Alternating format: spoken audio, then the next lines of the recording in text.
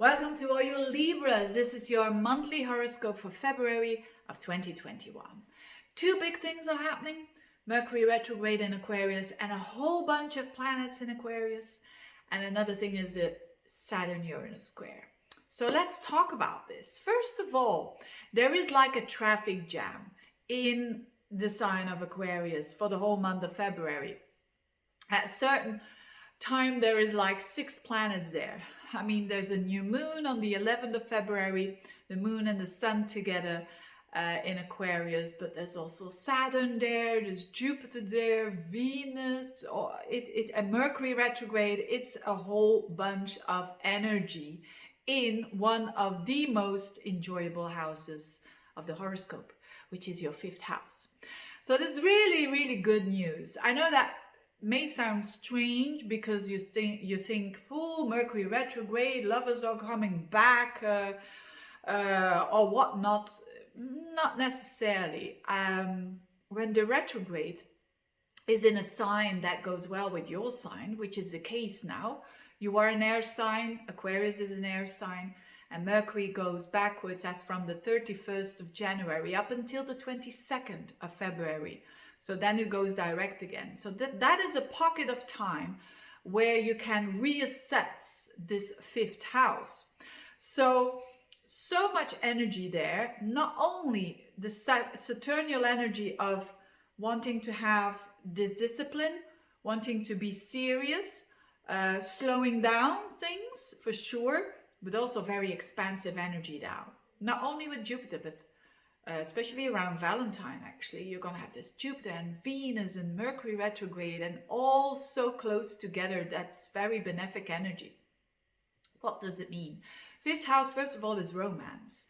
And if you're up for a little bit of romance, dear Librans, it's on. It's absolutely on.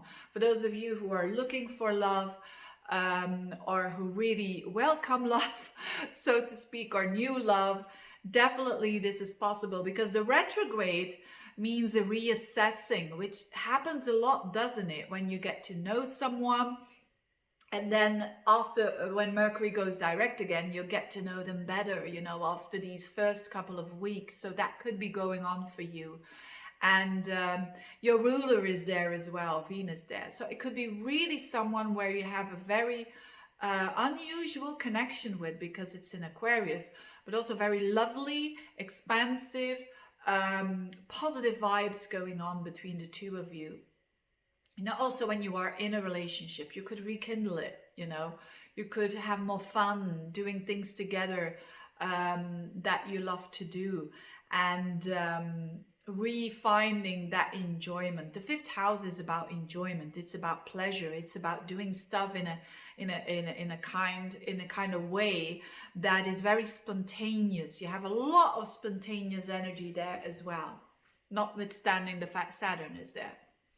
So enjoy it, dear Librans, enjoy it. And it's definitely the Valentine's. I'm not really keen on that whole commercial Valentine thing, but the idea of romance, the idea of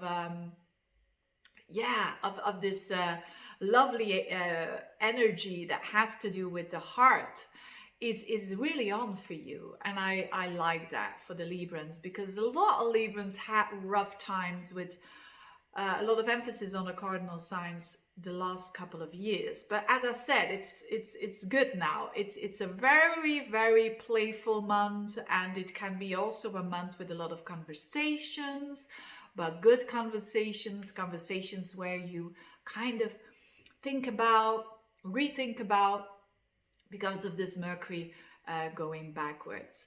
Now on another level, it's children. So you could have children and you're reconnecting with them, or better connecting with them, notwithstanding the fact that you have to have those Saturnial rules, or they're giving you a bit of a hard time, that you have to put a lot of discipline there, or they're a bit moody maybe, but now there is way more positive energy.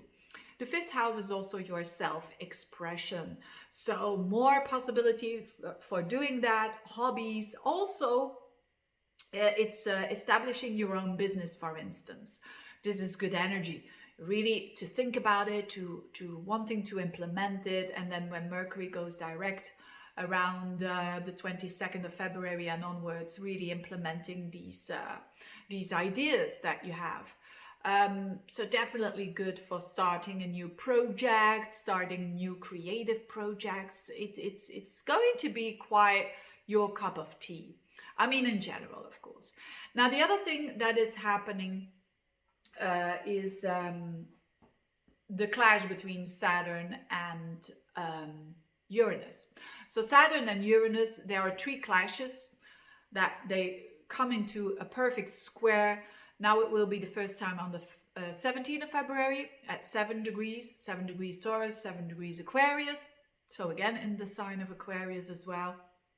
And then in June and in December. Now, what does it mean? It means it's very simple. Saturn squaring Uranus means there's going to come some change, but it's going to be slow. And it's going to be very cautious that you're going to make that change. That's basically, in a nutshell, what Saturn Uranus is all about. You are not a fixed sign. The fixed signs are going to have this big life-changing events. For you, it's not going to be that life-changing. Again, unless you have planets in Taurus or in Aquarius on 7 degrees. You will feel it very much then. But these are general horoscopes. So for you, Uranus is the planet that is furthest away. So this means that the change is definitely going to come, but there's going to come something that resists the change as well, or to make it a bit more tougher. But in a way, it means, yeah, you embrace the change best because Uranus, as I said, is stronger than those boundaries of Saturn.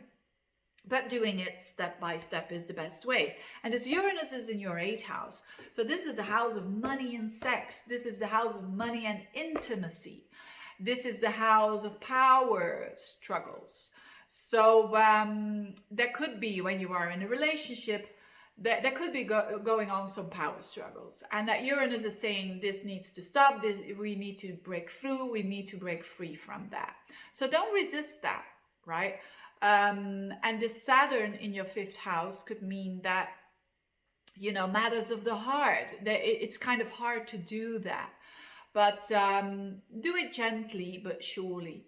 And don't put your head in the sand here of not wanting to see these changes. It could be specifically in a relationship, topics like money, shared resources, but also intimacy. Maybe there's not enough intimacy, or there is, like, you know, the vulnerability is not there. And there needs to be made some changes there. So definitely when you are in a relationship, this could mean a lot of changes going on there that has to do with balance of power. And so not too much, not too little. And also, when you are single, this could also have to do with the fact that you don't want to be single anymore. And that gives you that, but you're feeling a bit, you know, your heart chakra is a bit like, I'm a bit scared there. But again, what is the advice? With Uranus square Saturn, when planets like that square up to each other, people are going to pick a planet as their favorite.